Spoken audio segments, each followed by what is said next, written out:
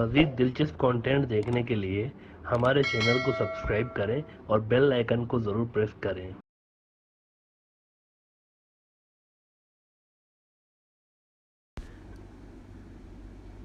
We are among the only few YouTube platforms who used to tell you since last year that India is losing Bangladesh, and in short time you will see कि इन दोनों मुल्कों के रिश्तों में दरारें deep होती हुई नज़र आने वाली हैं आपको, क्योंकि दोनों मुल्क अलग अलग राह के मुसाफिर हो चुके हैं और ये कोई 1971 या 1990s का ज़माना नहीं है, ये 2021 है और दोनों मुल्क अलग अलग लॉन्ग टर्म पॉलिसी ले चुके हैं।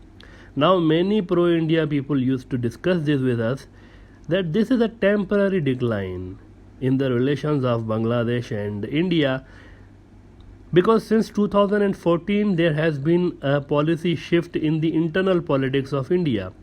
2014 के बाद इंडिया एक नया ट्रेंड वहाँ पर लेकर आया है अपनी लोकल सियासत के अंदर और उसमें असल में ये हो गया है, एक गड़बड़ हो गई है ना कि फॉरेन रिलेशंस और लोकल सियासत गड़बड़ हो गए हैं, यानी फॉरेन रिलेशंस की कीमत पर लोकल सियासत हो रही है, तो एक गड़बड़ हो गए।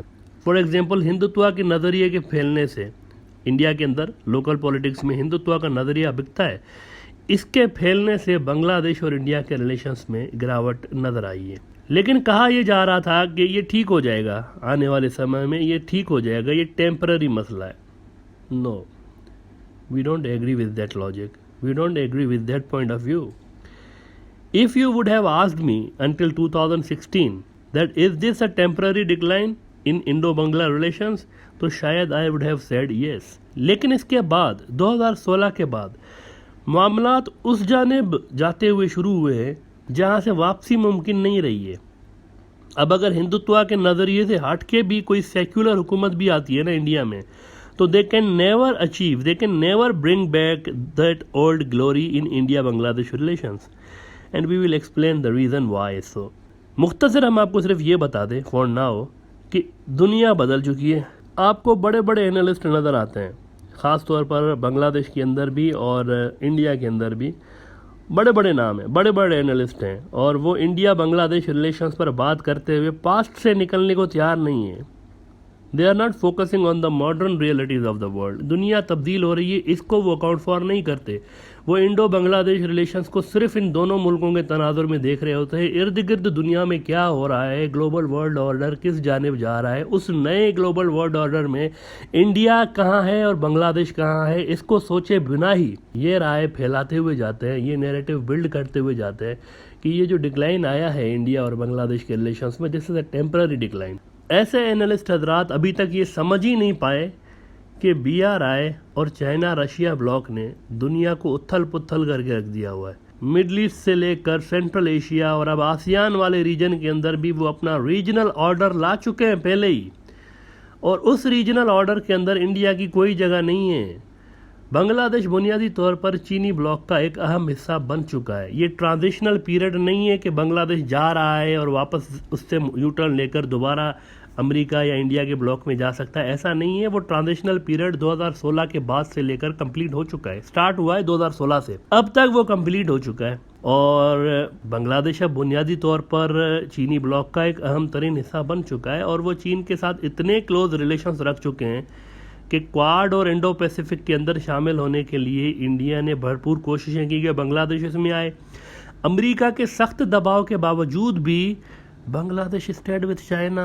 आपको याद होगा अहम तरीन शख्सियात दौरा कर रही थी बांग्लादेश का, अमेरिका की अहम तरीन शख्सियात, और आपको याद होगा बड़े बड़े फ़ोन्स आ रहे थे बांग्लादेश के आला तरीन डिप्लोमेट्स को कि इधर आ जाएं आप इंडो पैसिफिक में, क्वाड में। लेकिन क्या हुआ, बांग्लादेश चीन के ख़िलाफ़ तो नहीं गया।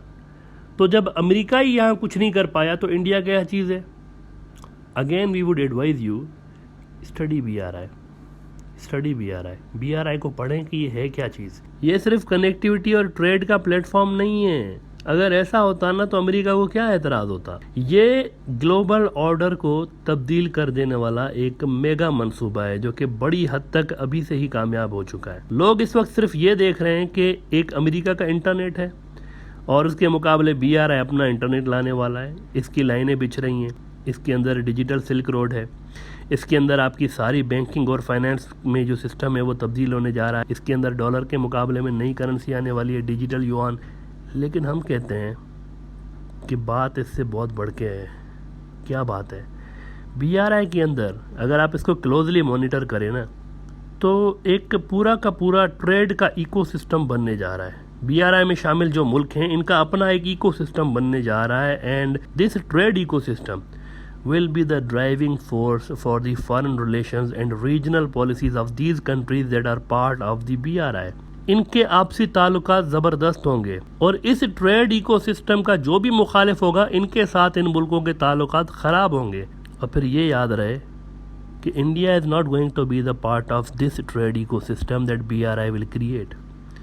इसके अंदर इंडिया नहीं है, इसके अंदर अमेरिका नहीं है। तो व्हाट डज दैट मीन?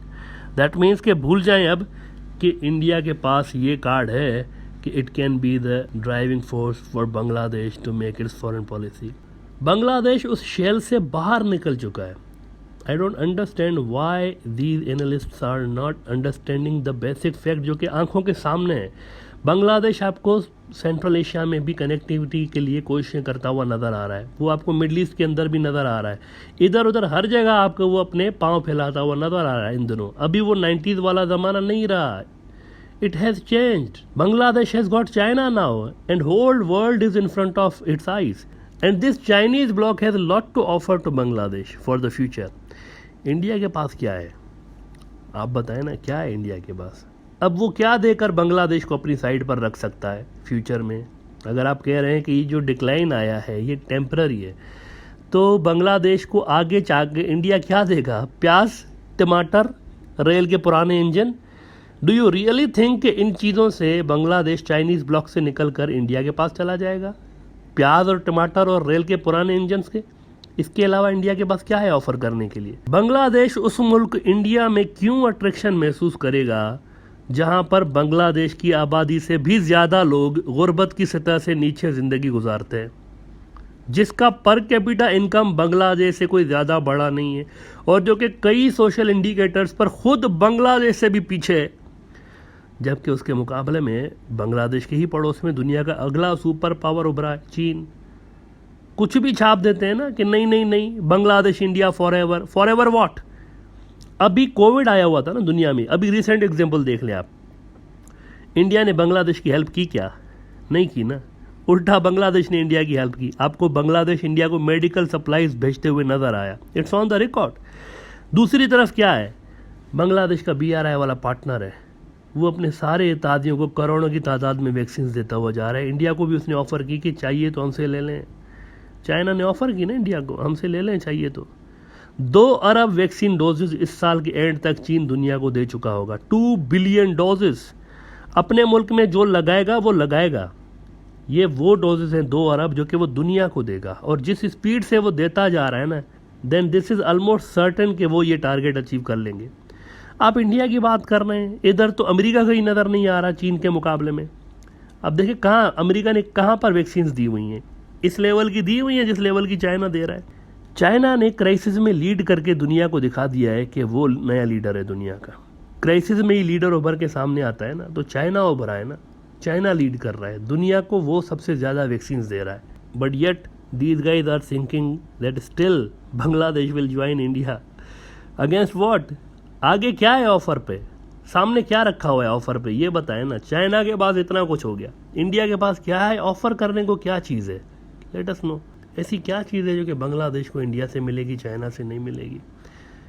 अब तो जैसे कि हमने कहा, बहुत सारे सोशल इंडिकेटर्स में बांग्लादेश खुद इंडिया से आगे निकलता जा रहा है। India has nothing on offer. प्याज और टमाटर से फॉरेन पॉलिसी नहीं बनती। अब ज़रा देखें कि इस BRI वाले ग्रुप का दुनिया पे असर क्या है। ये बन गया है ना, इसका दुनिया पे क्या असर है? आप देखें, नोट करें। अफ़गानिस्तान के अंदर क्या हुआ है? रूस और चीन ने हेल्प की है ना पाकिस्तान के साथ मिलके, तो फिर क्या हुआ? पूरी दुनिया में अमेरिका के ऊपर उंगलियां उठ रही हैं कि नहीं उठ रही? That you are no more the super power, you lost. America का सबसे बड़ा इत्तेहादी कौन है दुनिया के अंदर? इजराइल। वो क्या सोच रहा है बदले हुए आलमी हालात के नज़र में? वो क्या सोच रहा है? वो भी तो खामोशी के साथ एक्टिव रहे हैं ना, पूरे रीजन के अंदर, मिडल ईस्ट में भी एक्टिव रहे हैं खामोशी के साथ, अफगानिस्तान के अंदर एक्टिव रहे हैं। इन सारे झगड़ों के अंदर इसराइल का बड़ा कलीदी रोल रहा है, वो भी इधर कहीं कोने खुदरे में आपको घूमते घामते नज़र आते हैं। इसराइल का टॉप का अखबार है यरूशलेम पोस्ट, वो लिख रहे हैं कि अफगानिस्तान में simply become a host for gathering storm of post American world order. America के बाद क्या होगा इस पे बात कर रहे हैं, अमेरिका के इत्यादि, वो पोस्ट अमेरिका वर्ल्ड ऑर्डर की बात कर रहे हैं, यानी नया वर्ल्ड ऑर्डर आ चुका है या आने वाला है। इसके लिए तूफान इस रीजन के अंदर मचेगा, यरूशलेम पोस्ट कह रहा है, इस रीजन के अंदर मचेगा अमेरिका के लिए। और वो फिर कह रहे हैं कि regional groupings like SCO, Shanghai cooperation organisation and others will not include the US। खलास, ख़त्म शुद, दी एंड। अमेरिका का इत्तेहादी खुद कह रहा है कि इस रीजन के मुस्तकबिल के हवाले से जो भी ग्रुप्स बनेंगे उसके अंदर अमेरिका नहीं होगा। Regional groups like Shanghai cooperation organisation and others will not include the US। The end, ख़त्म, अमेरिका नहीं होगा रीजनल ग्रुप्स के अंदर। चीन और रूस यहाँ के अब सबसे अहम प्लेयर बन चुके हैं पोस्ट अमेरिका वर्ल्ड ऑर्डर। तो इंडिया तो अमेरिका के साथ है ना, वो तो उस वर्ल्ड ऑर्डर का हिस्सा है, वो तो वही वर्ल्ड ऑर्डर चाहता है जो कि अमेरिका के पास है। जबकि बांग्लादेश चीन वाले ग्रुप में है, तो अमेरिका वाला ग्रुप तो ख़त्म शुद, दी एंड, अमेरिका तो गया ना। तो ये बताएं कि इंडिया फिर किधर से, कहाँ से तुर्रम खान बन के सामने आएगा? चीन के ग्रुप के अगेंस्ट वो क्या करके बांग्लादेश के अंदर अपना असर बढ़ाएगा? इधर तो अमेरिका भी गया ना रीजन से, तो क्या देगा बांग्लादेश को? कुछ आई बात समझ में? इंडिया है अमेरिका के कैंप में, बांग्लादेश है इधर मेनली चाइना के साइड पे। तभी आई यूज्ड टू से कि चीन को समझना बड़ा मुश्किल काम है। दूध में से मक्खी की तरह they have thrown out America from this region. खामोशी के साथ, कोई शोर शराबा नहीं हुआ, खामोशी से दूध में से मक्खी की तरह निकाल दिया बाहर अमेरिका को। Winning a war without fight, ये चाइनीज़ की स्ट्रेटजी होती है, winning a war without fight, लड़े भी नहीं जंग भी जीत जाएं, ये चाइनीज़ तरीका है। नाउ जब अमेरिका खुद ही सेकेंडरी प्लेयर बन चुका है इस रीजन में, तो इंडिया किसका असर इस्तेमाल करेगा भाई बांग्लादेश के ऊपर? अपना तो उसका असर नहीं रहा ना, वो तो जस्ट लाइक अ बांग्लादेश है इस वक्त। यानी कई, जैसे कि हमने आपको बताया, कई सोशल इंडिकेटर्स में बांग्लादेश उससे आगे है। तो इंडिया का असर नहीं है बांग्लादेश के ऊपर, किसका असर इस्तेमाल करेगा? अब अमेरिका भी नहीं है इस रीजन में। इंडो पैसिफिक में शामिल होने के लिए प्रेशर डाल के देख लिया ना, क्या हुआ? ठेंगा दिखा दिया बांग्लादेश ने, गया क्या उधर इंडो पैसिफिक में। अभी भी अगर किसी को ये शक है कि शायद हालात ऐसे ना बने कि अमेरिका इधर से आउट हो जाए, तो मिडल ईस्ट देखें आप, आपके सामने है मिडल ईस्ट। शाम पे किन मुल्कों ने बात की है सीरिया के इशू पे? कौन से मुल्क थे? अमेरिका तो नहीं था ना यहाँ पे, अमेरिका नहीं था। कौन थे? ईरान, रूस और तुर्की, तीनों बैठकर इन्होंने फैसला किया कि this is how the Syria will be in future. इन तीनों मुल्कों ने फैसला किया है। There was no United States. Again यरूशलेम पोस्ट को देख लें, कह रहे हैं कि there is a rush by China and Russia to create international forums where the US is not present. दौड़ लगी हुई है। ये जो नया ब्लॉक बना है ना BRI, जिसका अंतरीन हिस्सा है, इनके अंदर दौड़ लगी हुई है कि ऐसे ऐसे नए अलाइंसेस, ये जो मौजूदा एग्जिस्टिंग दुनिया के अंदर फोरम्स बने हुए हैं, ये इररेलेवेंट होते जा रहे हैं, जो कि अमेरिका की सरपरस्ती के नीचे हैं। ये इररेलेवेंट होते जा रहे हैं, ख़त्म, इनको कोई मान ही नहीं रहा। अब नए अलाइंसेस, नए फोरम बन रहे हैं जहां पे अमेरिका नहीं है, चीन और रूस है। There is a rush by China and Russia to create international forums where the US is not present. America जहां पे ना हो, ऐसे ऐसे फोरम्स बन रहे हैं और उनकी फाइंडिंग्स जो है असरअंदाज भी हैं। मसाइल हल हो रहे हैं उनकी फाइंडिंग से। आप देखें मिडल ईस्ट के अंदर कितने मसले हल किए उन्होंने। और आपको हम ये भी बता दें, ईरान और सऊदी की सुलह करा रहे हैं। ये वाला ब्लॉक ईरान और सऊदी की सुलह करा रहा है। बगदाद में समिट होने जा रही है चंद ही हफ्तों के अंदर अंदर। उसके अंदर रजब तैयब अर्दगान और सऊदी किंग भी आ रहे हैं और ईरान के नए सदर आ रहे हैं। आप देखें, सऊदी के और तुर्की के आपस में रिलेशंस थोड़े से ख़राब हुए थे बीच में, लेकिन ये ग्रुप उसको दोबारा से ठीक करने की कोशिश कर रहा है। और ईरान भी इसमें, ईरान और सऊदी, ईरान का सदर और सऊदी का बादशाह एक मेज़ पे, एक ही कॉन्फ्रेंस में। ये तो एक बहुत बड़ी ब्रेकिंग न्यूज़ है, ये तो एक तारीखी वाक़या है, टू बी वेरी ऑनेस्ट। इतने साल से इनके बीच जो एक कॉन्फ्लिक्ट पैदा करके रखी गई है, और इसको फिर फ़िरका वाराना रंग भी दिया गया बदकिस्मती के साथ। लेकिन अब क्या हो रहा है, ये मुल्क इन्वॉल्व होके इराक इसमें इन्वॉल्व हो रहा है, इराक कर रहा है सब कुछ, और इराक पे ईरान का असर है, ये बात याद रहे आपको। तो देखें, ये नए फॉरम्स बन रहे हैं, नई नई ग्रुपिंग्स हो रही है, इसके अंदर अमेरिका कहीं नहीं है, ना मिडल ईस्ट में उसकी उस लेवल की वैल्यू रही है, ना सेंट्रल एशिया में अमेरिका है ही नहीं दुनिया के मामलात में। अब ये दो मुल्क दुनिया के मामलात मेनली चलाते हुए नज़र आ रहे हैं, तो इंडिया तो नहीं है ना इनके साथ, वो तो डूबती हुई कश्ती में चढ़ गया था मोदी साहब के आशीर्वाद से अमेरिका की तरफ, एक डिक्लाइनिंग सुपर पावर के साथ मिल गया मोदी साहब, और बांग्लादेश गया है एक राइजिंग सुपर पावर की तरफ। डू यू रियली थिंक कि बांग्लादेश भी डूबती हुई कश्ती में अचानक से जंप मार देगा? Is it possible? तो ये वो चीज़ें हैं जिस पे आपको सोचना चाहिए। आप बांग्लादेश और इंडिया के रिलेशंस को जस्ट बांग्लादेश इंडिया के तनाजुर में मत देखें, look into a broader scope, इसको आप आलमी हालात में देखें, आलमी तनाजुर में देखें कि दुनिया किस तरफ जा रही है, और उस नई दुनिया में बांग्लादेश अलग तरफ जा रहा है, इंडिया अलग तरफ जा रहा है, दोनों की राहें जुदा जुदा हैं, that you have to understand. और ये आलमी हालात डिसाइड करेंगे कि इंडिया बांग्लादेश के रिलेशंस कैसे होने जा रहे हैं। अगर इंडिया BRI पे प्रेशर डालता है, BRI को सबोताज करने की कोशिश करता है, तो इंडिया बांग्लादेश के रिलेशंस इनफैक्ट हॉस्टिलिटी में तब्दील हो सकते हैं, पाकिस्तान इंडिया की तरह ऐसे हो सकते हैं। इसकी भरपूर संभावना है। अगर इंडिया ज़बरदस्ती सबोताज करने की कोशिश करेगा बांग्लादेश के इंटरेस्ट को और BRI को, तो फिर ये हॉस्टिलिटी में रिलेशंस कन्वर्ट हो जाएंगे, दोस्ती तो दूर की बात है, इस तरफ दुनिया जा रही है। So India has lost Bangladesh, that you need to understand. और इन दोनों मुल्कों का फ्यूचर कोई नहीं है, इंडिया के पास कुछ है नहीं ऑफर करने के लिए। इनफैक्ट अब आने वाले दिनों में शायद बांग्लादेश के पास कुछ होगा इंडिया को ऑफर करने के लिए, क्योंकि सेंट्रल एशिया में बांग्लादेश हो सकता है, बांग्लादेश की कनेक्टिविटी होगी, इंडियन कंपनीज, इंडियन गुड्स वहाँ से जा सकते हैं सेंट्रल एशिया। इंडिया खुद तो नहीं जा सकता ना, वहाँ पर तो ख़त्म शुद्ध दी एंड हो चुका है ना काम सारा अफगानिस्तान की डिफीट के बाद।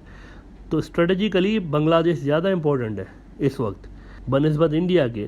सो Bangladesh can not go towards India now in future. Modi साहब ने सब कुछ धबड़दूस कर दिया हुआ है।